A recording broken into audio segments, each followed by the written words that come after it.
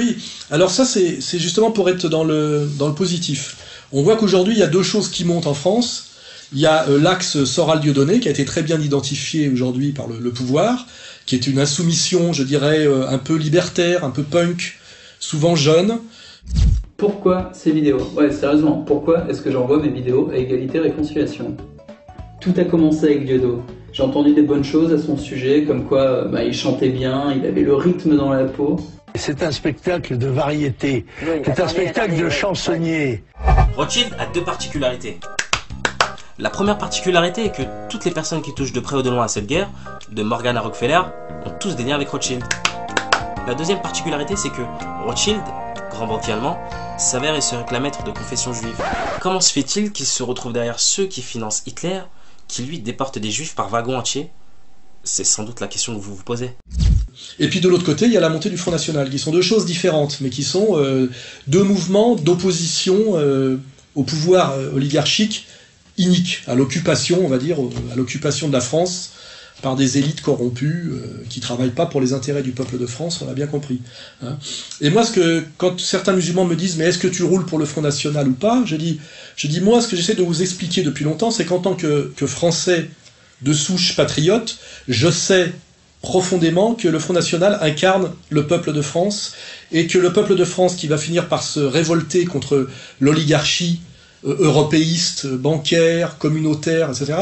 Ce peuple de France sait que sa voix est portée aujourd'hui par le Front National de Marine Le Pen et Philippot. Si vous voulez, la question c'est qu'on fera un référendum. Nous avons dit, comme pour Cameron au Royaume-Uni, un référendum au bout d'un an sur notre appartenance à l'Union européenne. Et d'ici là, renégociation de 4 points fondamentaux. Schengen, la souveraineté nationale, c'est-à-dire la supériorité de notre droit national. Schengen, ça veut dire récupérer nos frontières.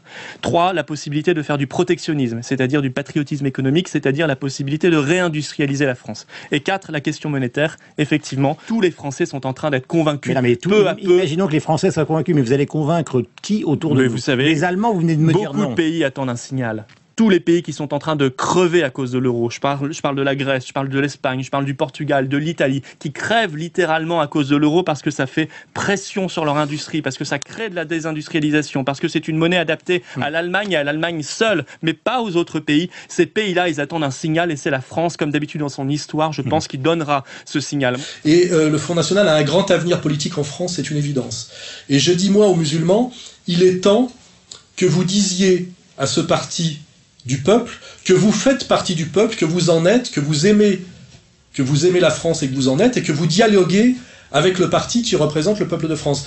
Vous avez bien dialogué pendant des années avec le Parti Socialiste qui vous a roulé dans la farine de A à Z, et qui représente finalement toute l'histoire de la colonisation, et de la manipulation coloniale, à travers Jules Ferry. Il faut le dire ouvertement, les races supérieures ont un droit vis-à-vis des races inférieures. Que dis-je? Un droit. Les races supérieures ont le devoir de civiliser les races inférieures. Voilà François Hollande qui est au pied de cette grande statue installée en 1910 aux Tuileries, dépose une gerbe, donc la figure de Jules Ferry qui est sur ce piédestal. Je dis aujourd'hui qu'il est beaucoup plus intelligent de dialoguer avec le représentant du peuple de France qui est le Front National, pour travailler à cette réconciliation nationale sur lesquelles d'autres essaient de jeter de l'huile sur le feu pour sauver leur prébande, plutôt que de servir de harki au pouvoir oligarchique. Et là, on va parler de la commémoration de la marche des beurs, et finalement d'être envoyé au casse-pipe par le PS, c'est-à-dire par Julien Drey et toute sa bande, en vous déclarant anti-peuple de France et finalement crypto-salafiste, pour effectivement être les boucs émissaires finalement, dans un processus que vous devriez accompagner et intégrer, qui est le processus de reprise de pouvoir du peuple français par lui-même. Voilà. C'est à vous de décider par votre intelligence et par la façon dont vous allez dialoguer demain, si vous voulez participer à ce renouveau du peuple de France et à la reprise du pouvoir du peuple de France sur lui-même, ou si vous voulez être les harkis, voilà, comment dirais-je, de l'antiracisme institutionnel, qui est en fait la manipulation sioniste. Je crois que tout le démontre aujourd'hui. Bon, tout de suite avec le secrétaire général d'SOS Racisme, c'est un succès pour vous? C'est plus qu'un succès, je crois que c'est un triomphe, puisqu'effectivement nous avons à Zinon maintenant les 500 000 personnes.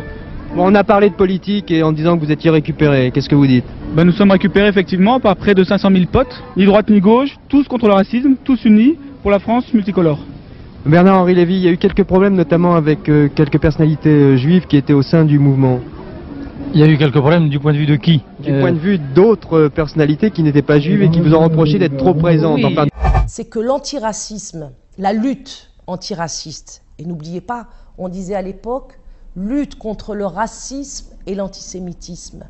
Eh bien, le terme antisémitisme allait disparaître. La deuxième génération, par le truchement de la marche des beurs, même si elle ne l'avait pas voulu, et Convergence 84 allait faire disparaître le mot lutte contre l'antisémitisme. Il ne resterait que lutte contre le racisme au profit de l'immigration et puis aussi au profit de la cause palestinienne, parce que les marcheurs, tout manipulés qu'ils aient été, avaient tous autour du cou le kéfier palestinien. Donc, l'Union des étudiants juifs de France y a vu, avec le Parti socialiste et ses officines de communication, ces gars-là faisaient partie de l'opération.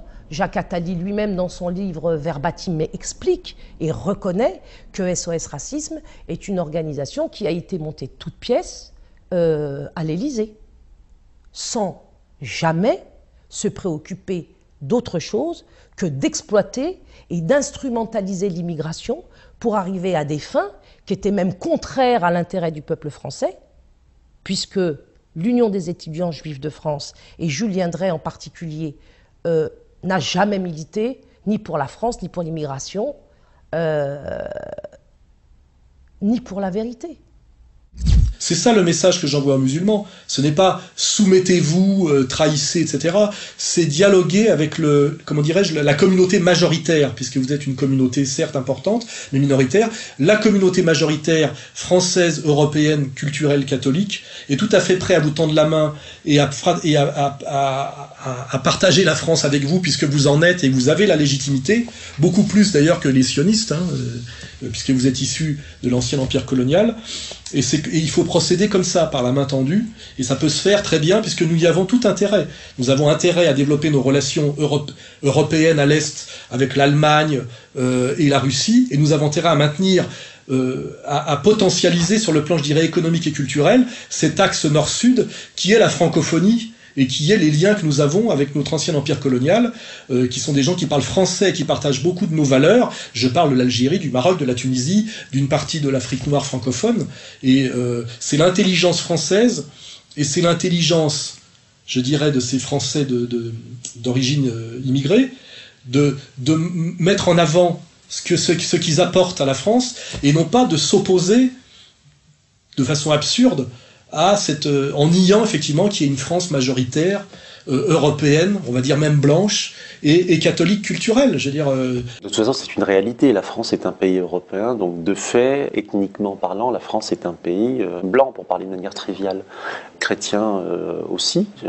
La tradition française est largement inspirée du catholicisme notamment. Donc on ne peut pas nier l'identité européenne, donc ethnique, de la France et son identité spirituelle qui est celle du catholicisme.